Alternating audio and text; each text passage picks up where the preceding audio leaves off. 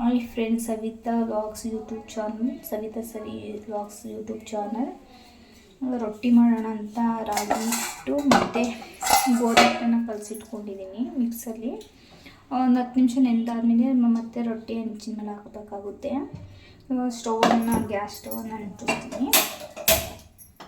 Gas ಸ್ಟವನ್ನು ಅಂಟಿಸ್ಮೇಲೆ ಹಂಚನ್ನು ಮೇಲಿಟ್ಟರು ಒಂದು 5 ನಿಮಿಷ ಅದು ಕಾಯಬೇಕು.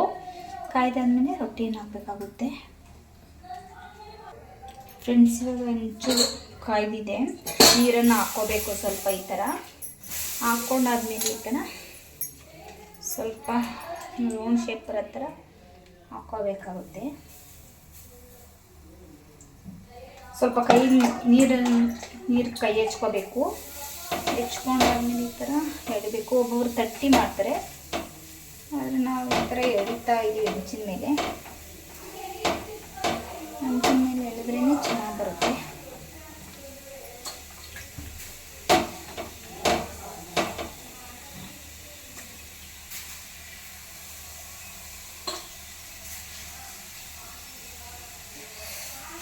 ಬೇಗ ಸ್ವಲ್ಪ ನೀರು ಹಾಕ್ಕೋಬೇಕು.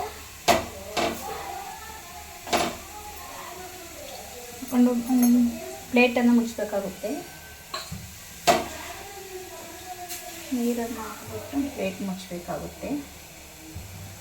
ಸೊ ಒಂದು 5 ನಿಮಿಷ ಬಿಟ್ಟು ಪ್ಲೇಟ್ ತೆಗ್ದು ಆಮೇಲೆ ರೊಟ್ಟಿ ಎಬ್ಬಬೇಕು.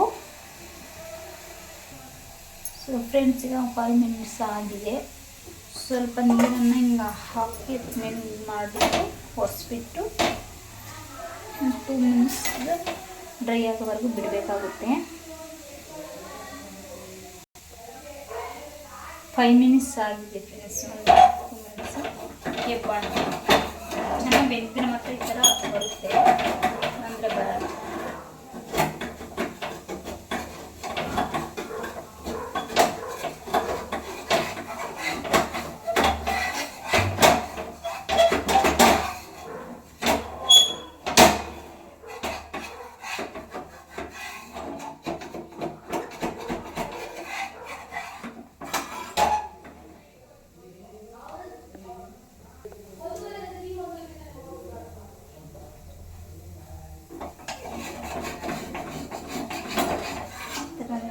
ಚೆನ್ನಾಗಿರುತ್ತೆ.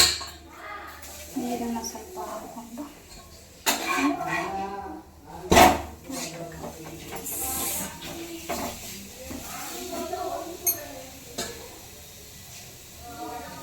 ರೋಷ ಬಂದಿದೆ. ಈ ವಿಡಿಯೋ ನಿಮ್ಗೆ ಇಷ್ಟ ಆದರೆ ಶೇರ್ ಮಾಡಿ, ಲೈಕ್ ಮಾಡಿ ಫ್ರೆಂಡ್ಸ್, ಕಮೆಂಟ್ಸ್ ಮಾಡಿ. Thank you.